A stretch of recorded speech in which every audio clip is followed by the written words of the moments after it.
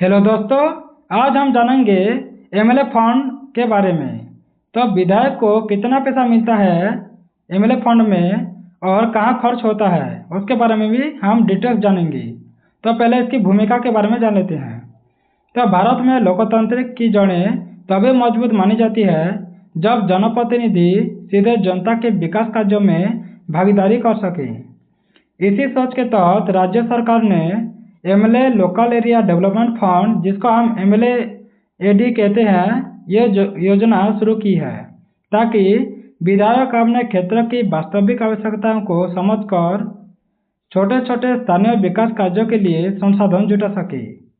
यह योजना राज्य सरकार द्वारा शुरू की गई थी। इसका उद्देश्य यही है कि जनप्रतिनिधियों को स्थानीय विकास में प्रत्यक्ष भूमिका देना और छोटे स्तर के बुनियादी कार्यों को तेजी से करवाना होता है। उसके बाद इसका योजना का उद्देश्य क्या है उसके बारे में जान लेते हैं। तो एमएलए लैट, जिसको हम एमएल लैट भी कहते हैं, ये योजना का मुख्य उद्देश्य है कि प्रत्येक विधायक को अपने क्षेत्र के विकास के कार्यों के लिए निश्चित राशि दिए जाते हैं ताकि वे अपने क्षेत्र की जनता की आवश्यकताओं को पूरा कर सकें। इसके अंतर्गत निम्नलिखित लक्ष्य रखे गए हैं, जैसे ग्रामीण और शहरी क्षेत्रों में सड़क बनवाना, जल की आपूर्ति करना, प्रकाश करना और शिक्षा और स्वास्थ्य जैसी मूलभूत सुविधाओं का विकास भी करना होता है। ये सब करते हैं एमएलए फंड से। उसके बाद विधायक को अपने निर्वाचन क्षेत्र में विकास की प्राथमिकताओं को तय करने का अधिकार देना होता है। जनता और सरकार के बीच विधायक को सेतु, जिसको हम ब्रिज के रूप में भी कार्य करने का अवसर देते हैं। सरकारी योजनाओं से छूटे हुए छोटे लेकिन जरूरी कार्यों को पूरा करना होता है। इस फंड से क्षेत्रीय असमानता को दूर करना और संतुलित विकास को बढ़ावा देना, ये एमएलए फंड का उद्देश्य होता है।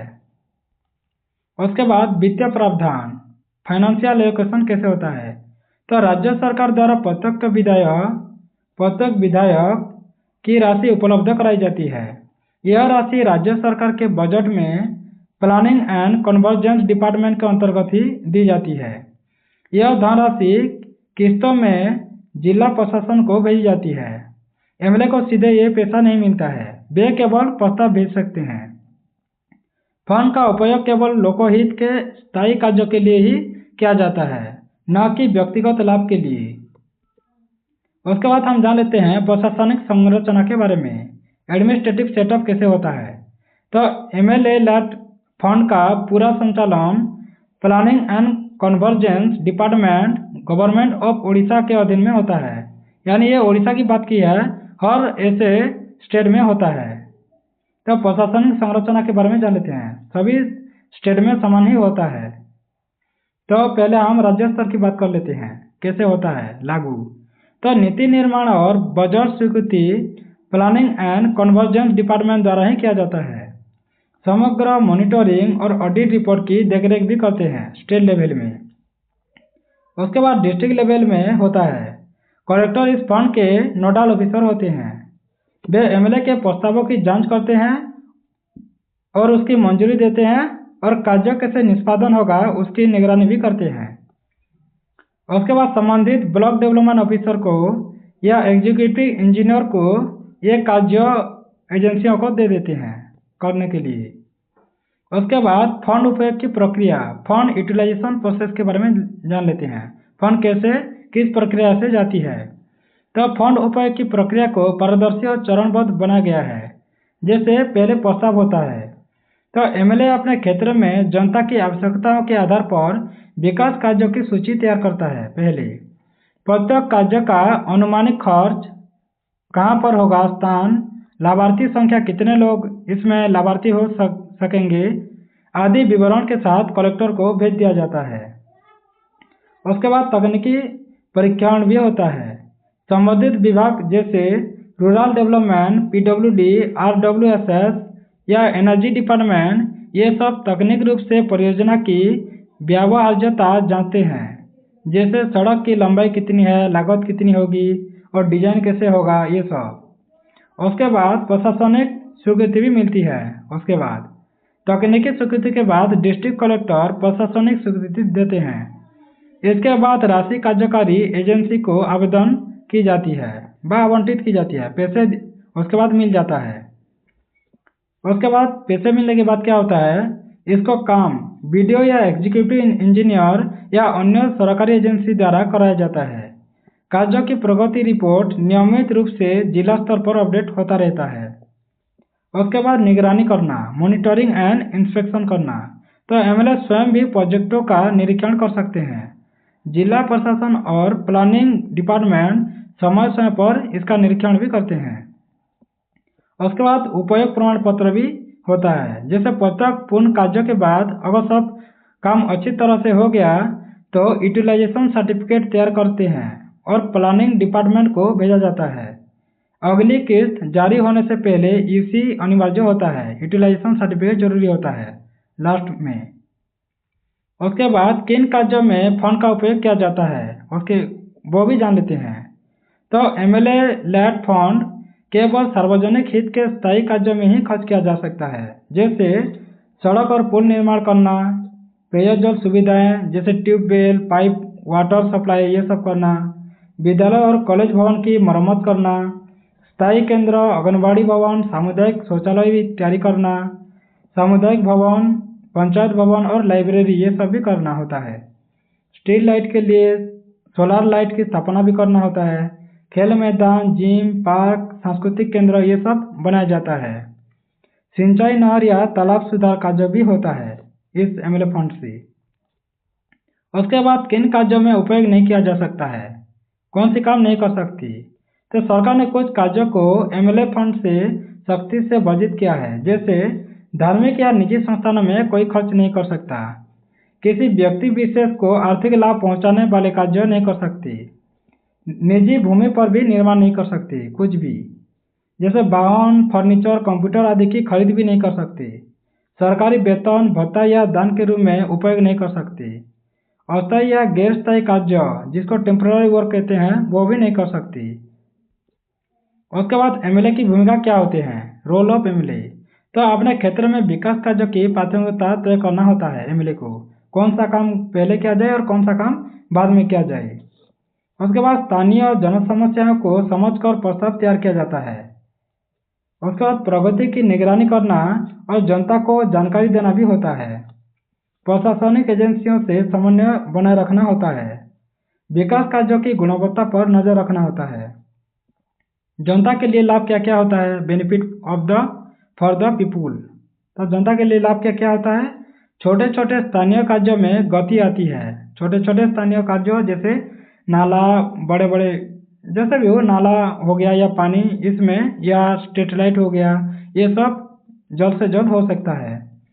एमएलए को अपने क्षेत्र की आवश्यकता के अनुसार कार्य चुनने की स्वतंत्रता होता है। एमएलए खुद का एरिया में खुद चुन सकता है कौन सा कार्य करना है, कौन सा नहीं करना है। उसके बाद सरकारी योजनाओं की पूरक भूमिका निभाता है। सरकारी योजना कैसे जल्द ब जल्द लागू होगा उसमें एमएलए का बहुत बड़ा रोल होता है। उसके बाद ग्रामीण क्षेत्रों में सड़क बनाना, जल देना, पानी देना, प्रकाश जैसे सोलार लाइट ये सब देना, ये सुविधाओं को सुधार देता है। जनता को अपने प्रतिनिधि पर भरोसा बढ़ता है इससे, एमएलए फंड से। उसके बाद योजना की सफलता के बारे में जान लेते हैं, अचीवमेंट क्या क्या हुआ है।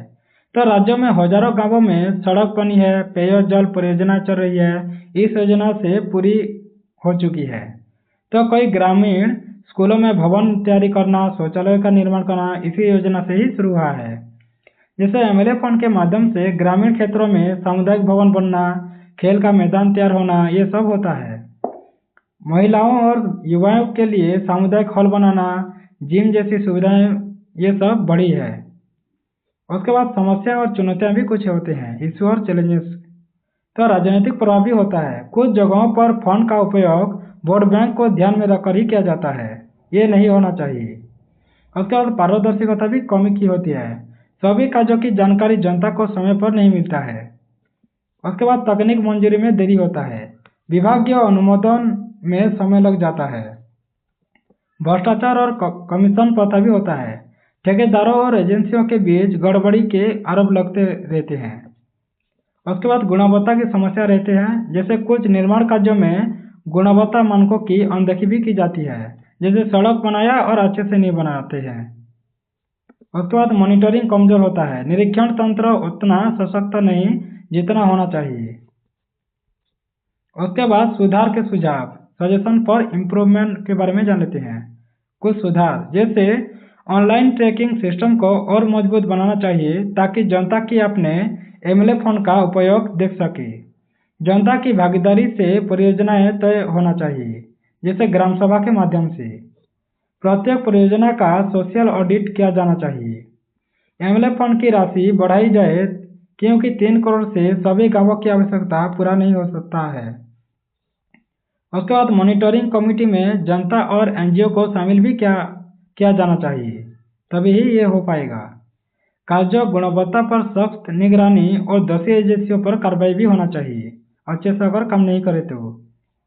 ट्रांसपेरेंसी पोर्टल पर जियो टैगिंग लागू की जाए ताकि हर प्रोजेक्ट की तस्वीर और लोकेशन सार्वजनिक हो सके, ये सब सुविधा करना चाहिए।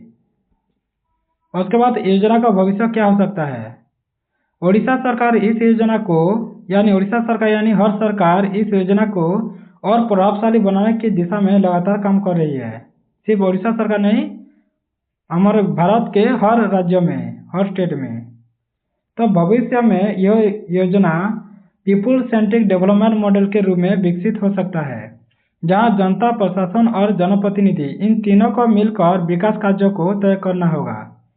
Smart tracking, mobile app monitoring और लाइव लोकेशन रिपोर्ट जैसी सुविधाएं जोड़ने से योजना न केवल पारदर्शी होगी बल्कि जवाबदेही भी बन सकता है।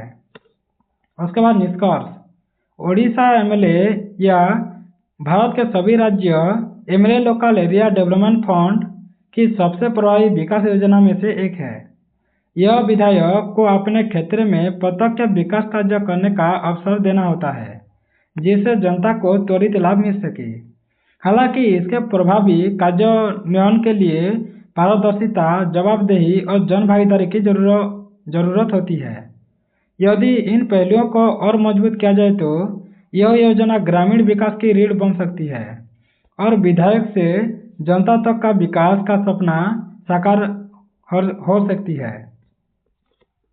Thanks for watching. अगर ऐसे वीडियो आपको अच्छा लगता है तो नए नए जानकारियों के लिए सब्सक्राइब कर दें और